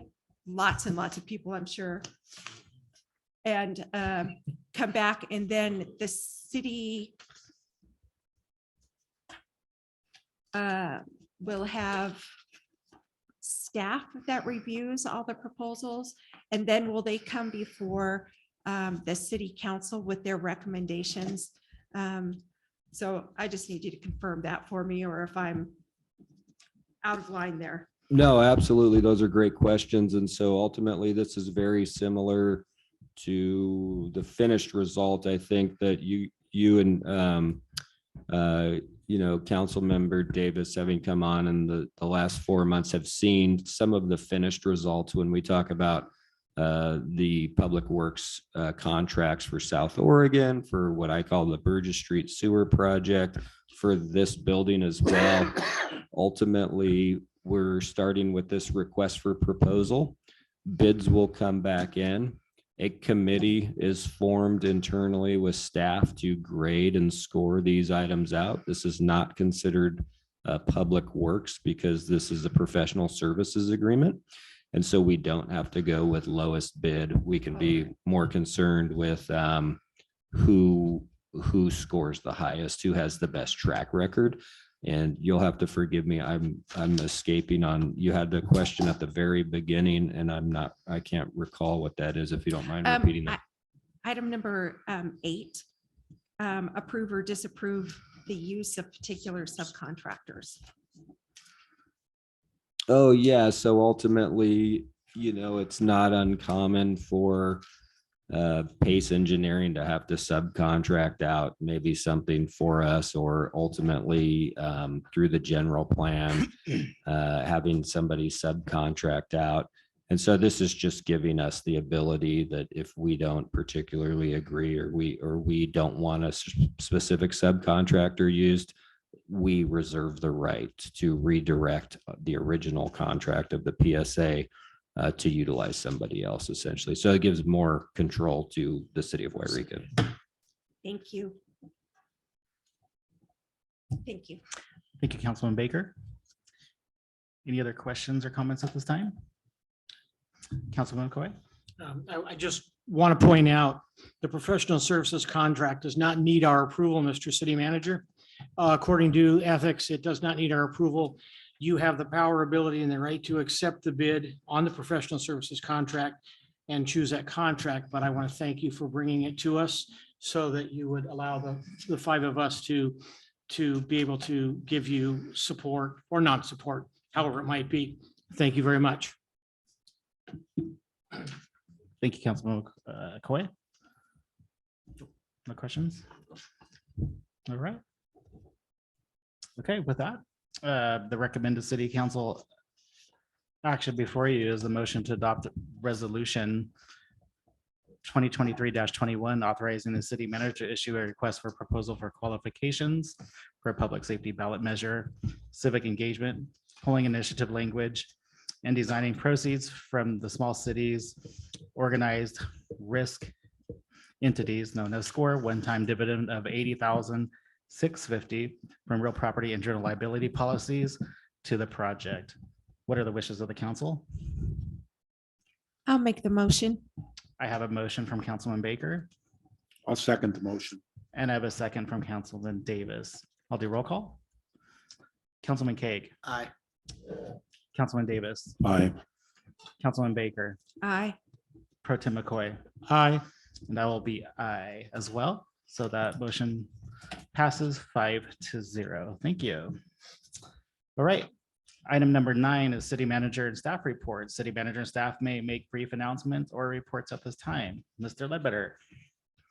Yes, thank you very much, Mr. Mayor and Yreka City Council. I'm going to be very brief today and just let you know of 2 items. So we will be meeting on May 11th at 6 p.m. here in this building for our first communications ad hoc meeting. And so we will go through the normal process on how we notified the public. And also the planning grant that the city has received for the fire hall. This is heating up as multiple bids have come back for architecture and engineering. And we hope to have a contract in front of council at some point, possibly the end of May or early June. And that's all I have really. We had a wonderful Lola meeting recently, and that's it. Thank you.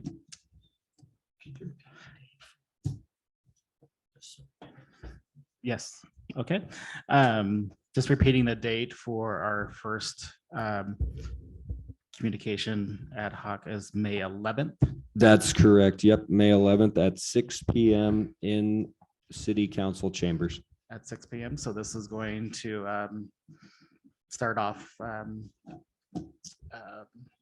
That's a Zoom meeting for him.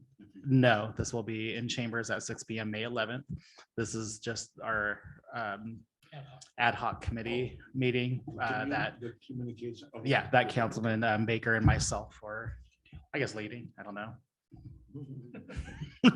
Anyways, we're heading it and we'll be listen. Yeah, we're going to be listening to ideas. So we welcome people to attend and bring ideas how we can better serve our community on communicating the just what's going on in our city and with our council. So Thank you to the two of you for doing it. yes, yes, well, so, okay.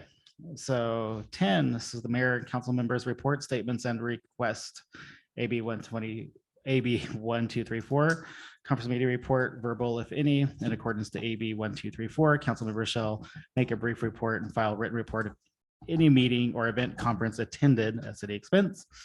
Members of the city council may make brief announcements, reports, or request staff to report to council on any matter at subsequent meeting. All right, so I'll go to council members. Did anybody have any meetings they attended lately? Okay, Council Baker, you want to go? Thank you. I recently attended the LAFCO meeting where we approved our preliminary budget. And we'll come back, I believe it's in June, to make the final recommendation to go to the county. And then I also had the pleasure of attending the Lola meeting last week. So that's it for me. Okay. Great. Councilman Davis, any councilman statements, or do you have a meeting? Yes, You're on I the fire went to the safe council, Lola correct? meeting Yep. along with you and Ms. Baker, and it was lovely. I had a nice piece of prime rib. It was good. I did have a question. And we referred to it earlier, and I apologize for not bringing it up then. If I'm an elk, did that make any difference? It could, and we can get into that at a different time. It could. Okay, well, I am an Yeah. NRA member, so just so I am a member of that. But at that So- it well, was. I am a member of other Yeah. organizations, and they don't weigh in too much on my decisions here. It depends. It just depends financially, and you could probably talk to our. I'm not involved in the elk, so that answers the question. Okay, And and it had nothing to do with my position on the fireworks. yeah, any other further questions regarding if you have to remove yourself could come from our new our new legal counsel down the road, but it wasn't necessary at that time. So, but there's As a matter of fact, I was blackballed, not out of this one. Oh, I don't want it, John. Day. Okay.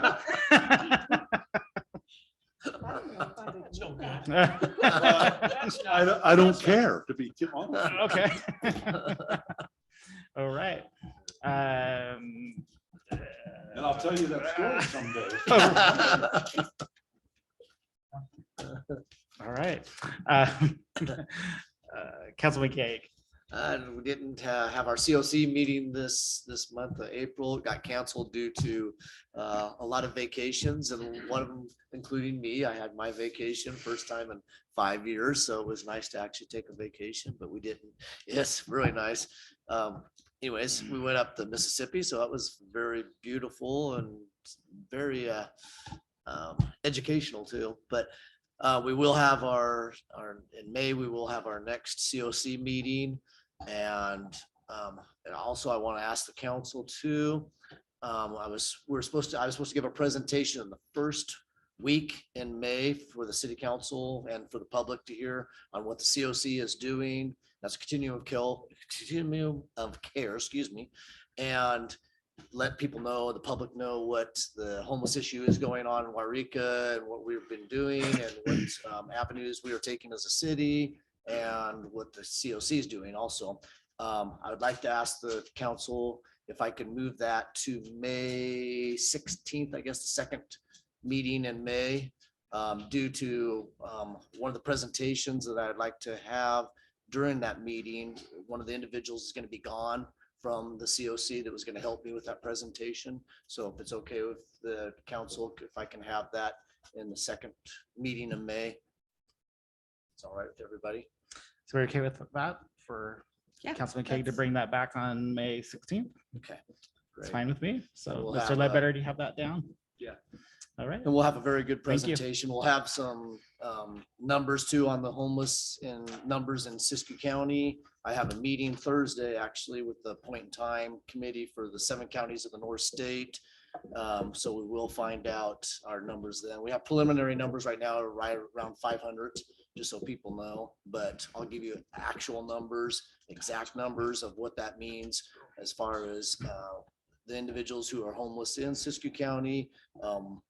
And if they're, if they're veterans, if they're youth, if they're whatever, I'll give you all those numbers come May 16th. So be accurate on those things, but we have a lot of things going on in the COC and that'll be good to educate the public on what's going on. And it's just so everybody knows too, I'll be consulting with legal and giving actually a reason why the Martin versus Boise case hearing, why it went the way it did and why it reflects everybody in the United States, basically. So that's the reason why the homelessness has gotten out of control and it's hard to address that situation, but I'll go into that so everybody knows why. And actually, if I have time, I'll put myself on a restriction, but if we have time, I'll also talk about the grants pass case too, because they actually coincide with each other. And there's a lot of reasoning why they overlap each other and why the grants pass case was also basically the same problems as what the Martin versus Boise, which started this whole thing. So thank you. And I appreciate you letting me give a presentation on that date. Thank you. That was it. Thank you, Councilman Craig. Pro Tem McCoy. Just a couple of items of housekeeping. On July 4th, falls on a Tuesday. I can tell you that when I came on 3.5 years ago, we did not take a Tuesday night off. The 5 of us chose to go straight through every meeting, as did when you came on. I know that in the past, time has been taken in August. I also know that Tuesday night on July 4th might be a difficult time to meet. So I think as a council, we need to kind of make our wishes known to the city manager. As to how that's going, if we're going to reschedule that meeting. And then I would also ask the council to indulge me, and I would like to get back as quickly as possible to our code of conduct.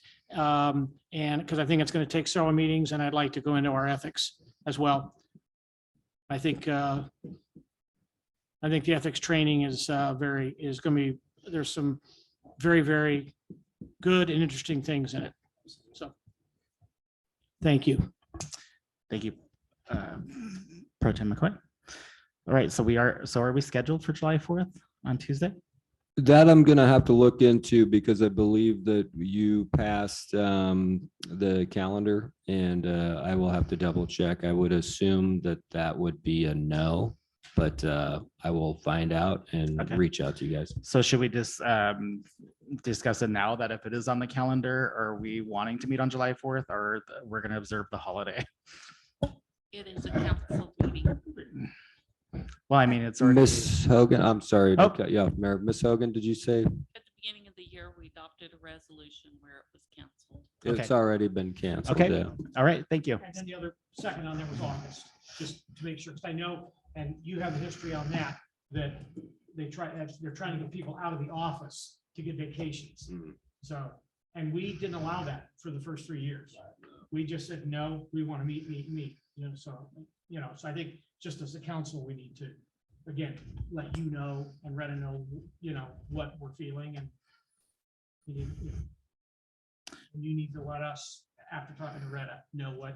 the Okay, office- point of order, member. That's fine. Okay. I All right, apologize. that's okay. All right. Okay, so thank you, Mr. Ledbetter. Thank you, Retta, for, so we don't need to ask. We're already out on July 4th. Okay, so I guess that's me. With Councilman Baker Davis, myself, and Mr. Ledbetter attended the Lola in meeting and dinner in Weed, and they put on a great event at the community center there. I had not driven through there since all the homes burned, and it was so depressing and sad to drive through the houses that were burned going into the community center. It's amazing how they say that didn't say the community center because all the homes around it, except for like one on the corner and a few across the street, were burned. It was rather depressing, to say the least. A lot of good things going on in the little cities about their pools and coming together and fundraising for the summer. And the city of Etna, which was kind of exciting for them, they're the first rural city to have in their small town where you can go and get on the internet for free. And so you can get on for 20 minutes, it kicks you off and get back on. But for the Pacific Trail people who travel can get on the internet when they come into town and camp out the park, they can pick up on the internet. So that was really cool. So a lot of great things going on in the little towns. Of course, we delivered a packed agenda, and I think Councilman Baker said, boy, we have a lot going on compared to the other towns in Siskiyou County, and we do. So appreciate everybody sitting here with their further work, and Mr. Ledbetter and the staff, because there is a lot going on in the city of Yreka. With that, I'm going to say thank you for everybody for attending tonight. Thank you. And everybody have a great evening. Meeting's adjourned. Oh, yes. That's fine. No, No. I'm saying, do you want to? Yeah, we can get together. That's what she said. I didn't think we were. I was confused. I'm like, I thought we voted that. No, I thought we voted on that last week. Thursday. Yeah, so tomorrow will be fine. That way, because I know it's late. Yeah. Planning commission, I got that. 8:37. Can I call you, like, Yeah. Just call me. you should be able, it's 9, I don't know, 9 should be fine. Yeah, I can come over, we can meet a coffee, or you can come to the house. I don't know, finish it, tea, Yeah, whatever you want to do, I can buzz over to your house and we can go over stuff. That's fine. Yeah, God knows last couple weeks I haven't ate hell good.